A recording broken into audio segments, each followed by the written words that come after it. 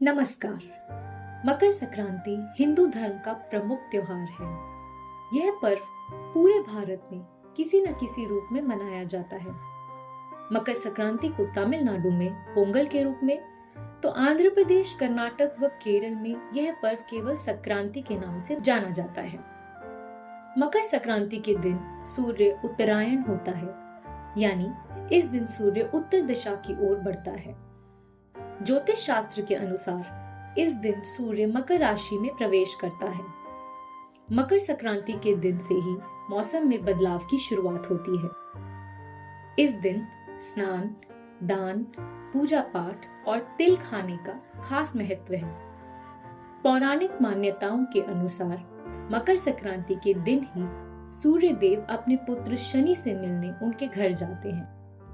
यह पर्व पिता पुत्र के अनोखे मिलन से भी जुड़ा है। इस दिन सूर्य देव और शनि की कथा पढ़ना बहुत शुभ माना जाता है। माना जाता है कि ये कथा पढ़ने या सुनने मात्र से ही शनि दोष से राहत मिल जाती है।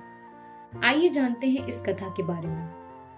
पुराणों के अनुसार सूर्य देव और उनके पुत्र शनि देव के संबंध अच्छे नहीं थे। इसके पीछे की वजह थी सूर्य देव का शनि की माता छाया के प्रति उनका खराब व्यवहार। दरअसल जब शनि देव का जन्म हुआ तो उनका काला रंग देखकर सूर्य देव क्रोधित हो गए थे और उनके जन्म के दौरान कहा था कि ऐसा पुत्र मेरा नहीं हो सकता। शनि के जन्म के बाद से ही सूर्य देव ने शनि देव और उनकी माता छाया को अलग कर दिया था। यह दोनों जिस घर में रहते थे उसका नाम कुंभ था। सूर्य देव के इस व्यवहार से उनकी पत्नी छाया बेहद क्रोधित हुई और उन्होंने सूर्य को कुष्ठ रोग का श्राप दे दिया। इस श्राप से क्रोधित होकर सूर्य देव ने छाया और शनि देव का घर जलाकर राख कर दिया। इसके बाद सूर्य देव की पहली पत्नी संज्ञा से हुए पुत्र यम ने सूर्य देव को छाया के श्राप से मुक्त कराया। इसके साथ ही यम ने सूर्य के सामने मांग रखी थी कि वह माता छाया और शनि के प्रति अपने व्यवहार में बदलाव लाएं। सूर्य को भी अपनी गलती का एहसास हुआ और वह पत्नी छाया और पुत्र शनि से मिलने उनके घर पहुंचे। जब सूर्य शनि के घर पहुंचे तो देखा कि वहां सब कुछ जलकर बर्बाद हो गया था। सूर्य देव को देखकर शनि देव बेहद प्रसन्न हुए और काले तिल से अपने पिता का स्वागत किया था। शनि देव के इस व्यवहार से सूर्य देव बहुत प्रसन्न हुए। उन्होंने शनि देव को एक नया घर दिया जिसका नाम मकर था। सूर्य देव के आशीर्वाद से ही शनि देव दो राशियों कुंभ और मकर के स्वामी हो गए।